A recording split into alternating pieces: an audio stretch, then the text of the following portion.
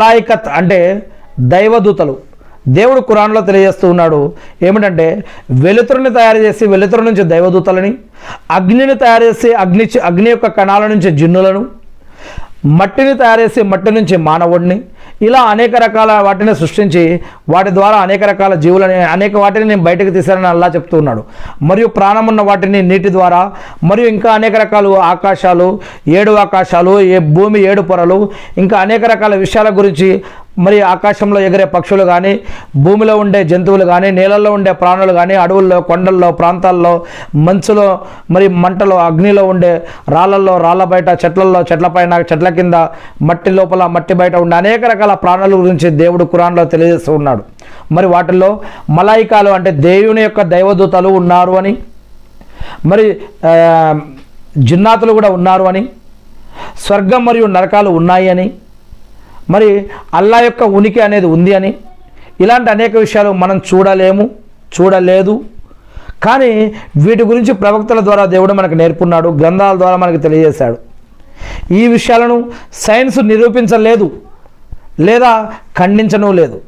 ప్రవక్తలు ఈ యొక్క అదృశ్య లోకపు రహస్యాలను, ఇటువంటి విషయాలను ప్రజలకు వివరించగలుగుతారు ప్రవక్తలు మాత్రమే. వారి విశ్వాసాన్ని, మరి వారి యొక్క విశ్వాసంతో పాటు మన యొక్క విశ్వాసాన్ని కూడా వారు ఈ యొక్క ఈమాన్ని ప్రవక్తలు బలపరుస్తారు.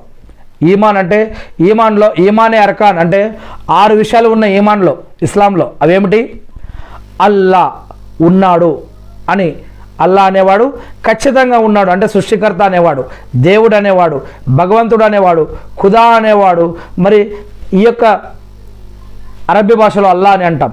మరి ఈయన ఖచ్చితంగా ఉన్నాడు అని, ఈయన ఒకే ఒక్కడని, ఈయన 2 కాదు 3 కాదు, ఈయన ఎవరికి పుట్టలేదు, ఈయన ఎవరిని కనలేదు, ఈయన లాంటిది, ఈయనతో పోల్చదగ్గది ఏదీ లేదు అని ఖురాన్లో సూరా ఇఖ్లాస్లో అల్లా సుబ్హానహు వ తఆలా 112వ సూరాలో తెలియజేస్తూ ఉన్నాడు.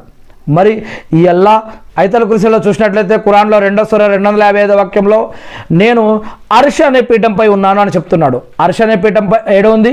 బైతుల్ మమూర్ పైన ఉంది అని, అంటే లేదా సిద్రతుల్ ముంతహా పైన ఉంది అని. ఈ యొక్క సిద్రతుల్ ముంతహా లేదా బైతుల్ మమూర్లు ఇవి 7 ఉన్నాయి, 7వ ఆకాశం పైన ఉన్నాయి.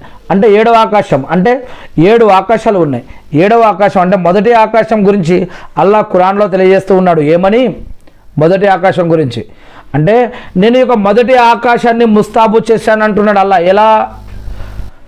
సూర్యుడు, చంద్రుడు, నక్షత్రాలు, గోళాలు, ఖగోళాలు, అనేక రకాల మబ్బులు, మేఘాలు, నీళ్లు, అనేక రకాల విషయాలతోటి ఆయన స్తంభాలు లేని ఆకాశాలను